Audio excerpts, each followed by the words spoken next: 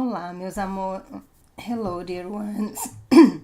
Actually, I just completed the live stream, but actually, I just figured it out I wasn't really online, and I will just do everything again with you. My name is Maria, and the purpose of this live stream is to invite you to expand your consciousness, to stretch a little bit your mind, and think outside the box. By thinking outside the box, actually, I literally mean think outside the solar system.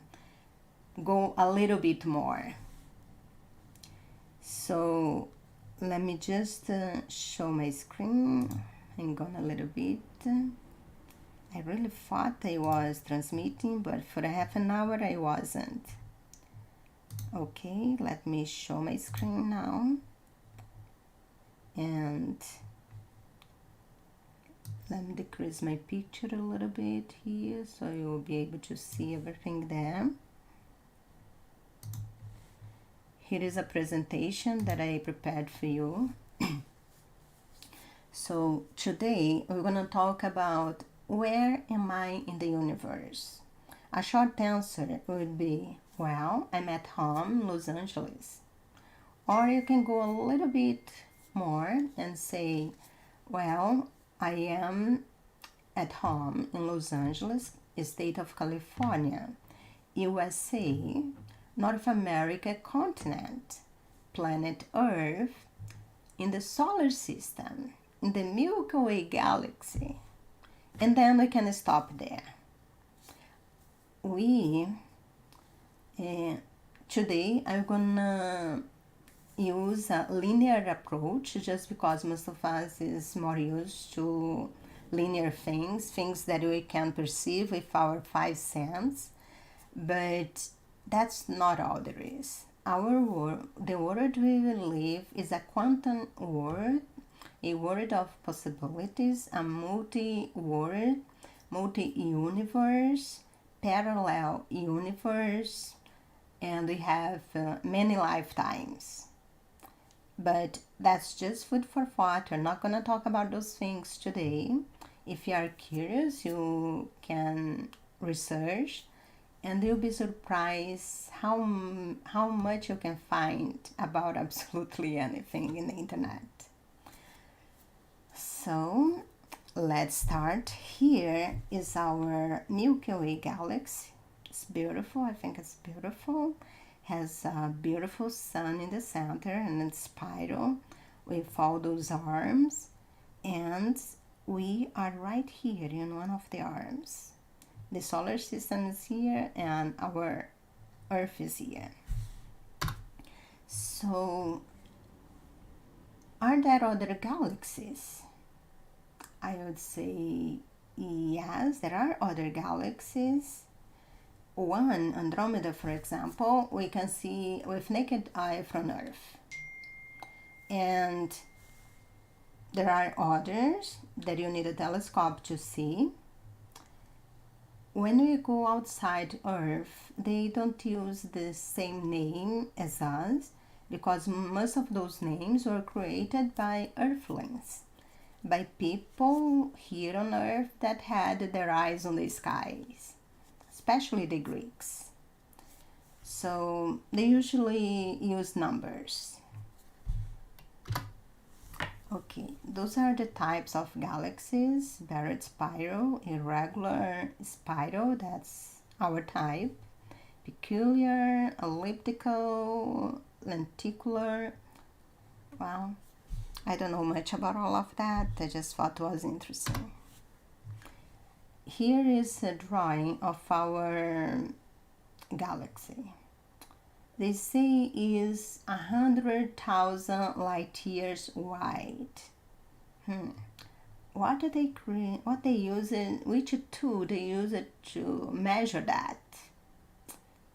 But doesn't really make much difference. Doesn't matter if it's 180,000 light years or 80,000 light years. We after it's go like 100,000 miles, I already lost the reference of everything, so doesn't matter.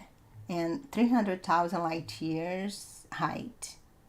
And then you have the central sun here, and our sun is here, one of the arms. Almost everything spins horizontally, almost everything. There are some things that don't. I will explain more about later. And then you have, this is a more detailed picture. Let me go and show, give a little close up. This is a profile picture. It's beautiful. The galactic sun is really, really bright. And here is everything. I wonder who took that picture. I think it's a computer generated picture. Anyway, so those are all the arms, the outer arms. Let me just increase a little bit. Perseus arm, Sagittarius arm, and then our solar system is right here on the Orion sphere. I wanted to show you, this is a close look on the solar system and the stars that are kind of close by. So you have the Proxima Centauri, Alpha Centauri A and Alpha Centauri B, Altair. You have Taiseti. You have Sirius A and B. Many people that study astrology knows a lot about Sirius A and B. So I'm telling you about those things I want you to show. Remember that Proxima Centauri, Altair. If you start to study more about what's out there, out of the solar system, you're gonna hear those names a lot. Okay, enough of that. Let's go back to the presentation. Let's go back to our solar system.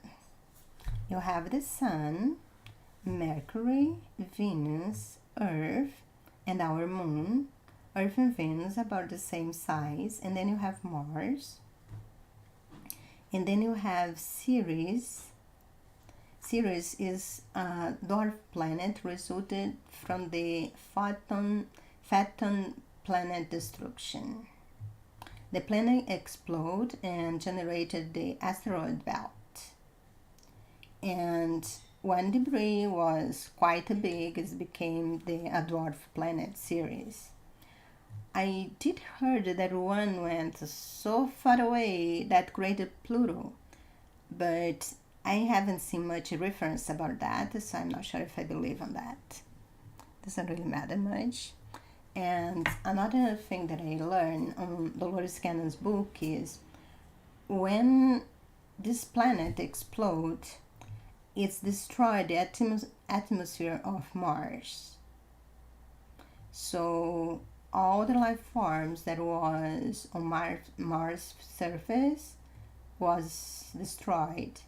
Some fled to inside the planet, but that's lots of food for thought. Let's stop there, but you can research more about it if you want. Oh, another thing that I wanted to call your attention is this one, the Kuiper belt. This is the Photon Belt. I will talk more about it in a minute. Okay, this is our Earth, Moon, Sun, and the Pleiades. Why you care about the Pleiades? I'll explain in a minute. The Moon's orbit around Earth takes 27 days. Earth's orbit around the Sun 365 days and more or less 6 hours, what results in a leap year every 4 years. And what most of you don't know, and I didn't know not long ago, the Sun's orbit around Alcyone and takes 26,000 years. Let me drink some water. And I was just thinking, Before, I thought that the sun would spin, it would be pulled straight by the galactic sun, but it's not. It's pulled by Alcyone and takes 26,000 years. So you have the first cycle, 27, 365 days, and then 26,000 years. Here is a picture of the Milky Way Galaxy, and then you have the sun, the moon, the Earth and the moon should be somewhere around here. And then you have Alcyone. Alcyone is one of the Pleiades Stars. Forgot to tell you here. Our Alcyone is one of those Pleiades stars that we can see from Earth with naked eye. So that's the Sirius B. It's a very big star also. And they take 225 million year cycle to complete a cycle around the central sun. Which tool they use to calculate that? Anyway, let's keep going. Those are the Pleiades stars. I know you see 9 here. Asterope and Tiger-Tuds make part. Those are the Pleiad ones, and Alcyone is here. And this is a drawing comparing the sun with all the Pleiad stars. Alcyone is the biggest one. It's like gigantic. So for me, it does make sense that the sun goes around Alcyone, orbits Alcyone. And I really found lots of sources saying the same thing. So I'm more tend to believe on that, unless somebody prove me contrary. So almost everything on the solar system spins horizontally, with some exceptions. One exception is the Photon Belt, the Kuiper Belt, that spins vertically around Alcyone. And everything, all the asteroids, stars, and planets that orbit Alcyone cross this belt twice. Every time it crosses, at least the speed that the sun and the earth cross this belt, it takes 2,000 years each time. And then you have 10 years of darkness on one side, 10 years of darkness on the other side.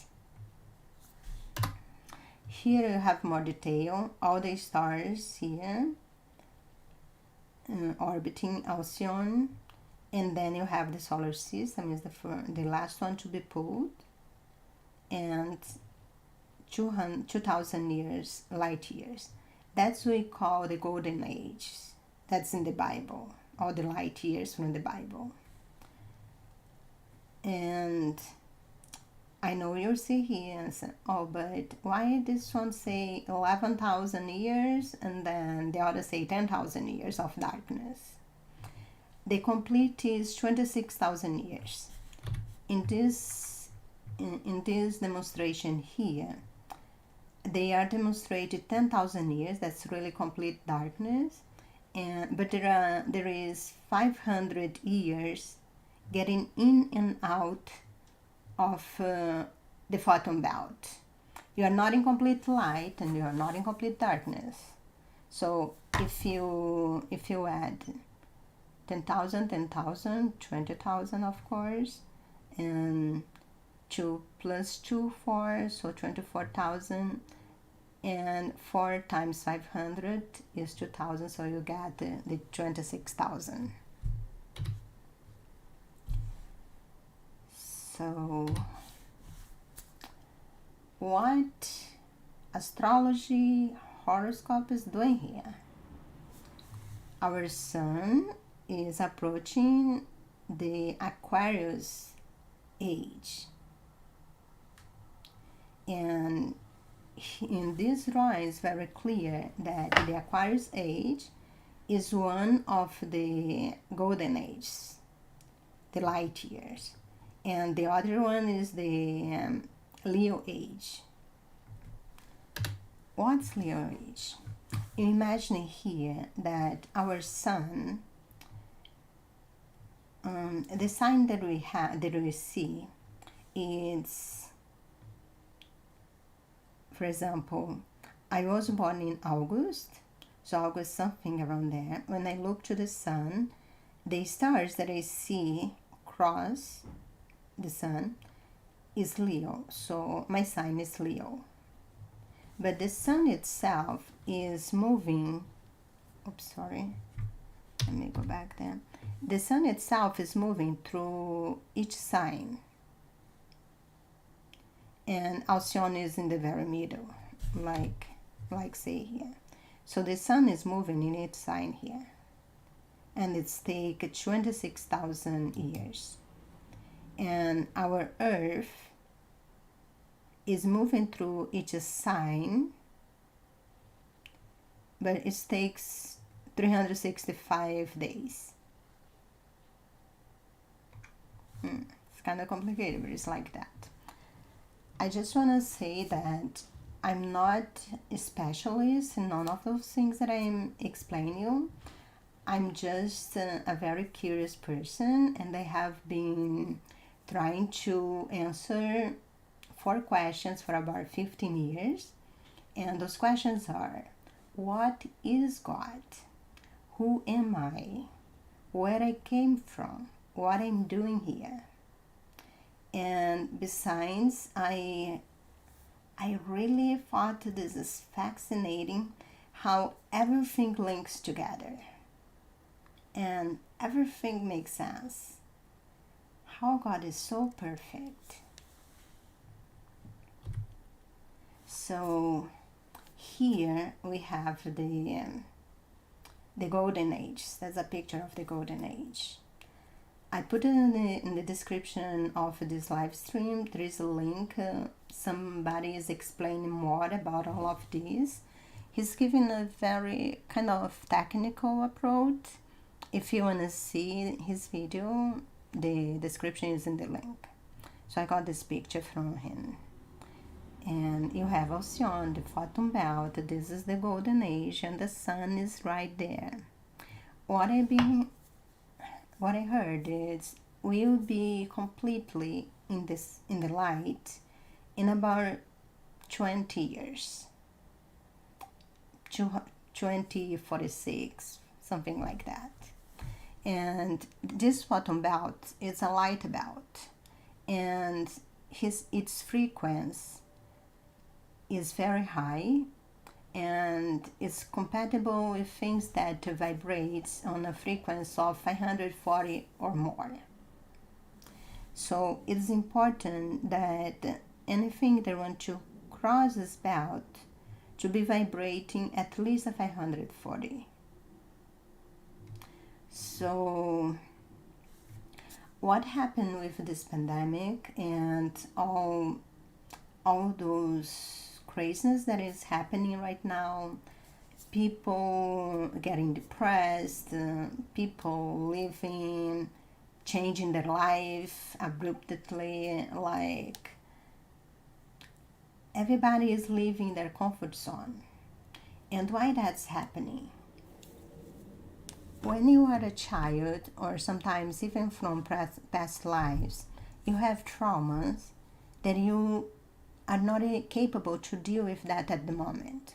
So what your mind does, it takes that memory and hide in your subconscious and wait for you to be ready to deal with those emotions. But because we are approaching the Golden Age, we have to spur all those emotions. We have to deal with those emotions to purify our consciousness. And when we get to the Golden Age, we will have only love left in our heart. There will be no trauma, there will be no depression, no hate, no anger. We will have worked out all those things. So I think that's one of the reasons why I have been called to do this work, to try to at least show what I've been learning. And who is curious, who wants to learn more, you are welcome. There are so many information on the internet. You can learn absolutely anything. Of course, not everything is true. There are things that's mislead, and there's lots of misleading there. But you need to listen to your heart and see what resonates with you and what doesn't. If some of that information resonates with you, great. If it's not, it's great too. That's okay. But if this presentation sparkle at least a little curiosity on you to go and research any of those things, I think it's already worth for me. If it sparkle a curiosity at least of one of you, it's already worth for me. So that's the reference that you're gonna put in the description. I just wanna go back a little bit and ask you some questions. That's the Milky Way Galaxy. It's really big. But I wanna go back to this one. Our Milky Way Galaxy has trillions of stars. And if you see here, our sun is nothing close to Alcyon. And then we have the Andromeda. Sorry, I'm going too fast. We have the Andromeda Galaxy here. Would God create all of this just for his one pleasure, his own admiration, and not create any intelligent life on those places? I don't think he created just for us, because most of it we cannot really see. We are mesmerized when we look at the night sky with all those stars. But most of them you can't even see it, so it's clear that wasn't just for us. Would it be possible that God would create intelligent life in Andromeda? You say, oh, but the perfect environment for human beings is only on Earth. But we have life under the ocean. They just have the fishes, the whales, they have different structure. Would God create intelligent lives that with a physicality that will be suitable to the environment that they are? That's just food for thought. I'm not telling you that there is, and I'm not telling you that doesn't. Let's go back here to the Pleiades. The Pleiades here, this one. Would God pick one of those stars and create little planets here and put intelligent lives there? Would he do that with his infinite power and creation? Just food for thought. How about Sirius? Would he do the same thing with Sirius? Just think. Why God would create a universe with trillions and trillions of stars and planets just for us not to enjoy, because we don't see it, we don't go there, so not really enjoy them. Okay, it's enough for that. As I said, it's just food for thought. So that ends my presentation. I hope you enjoy. If you like, please share and subscribe to my channel. I'm very pleased that you are here with me today. If you have any questions, please leave in the comments, and I will try my best to reply all of them. If it's too many, I'll create another video or another live stream. And thank you very much. See you in another live stream or in one of my videos. Much love and light to you.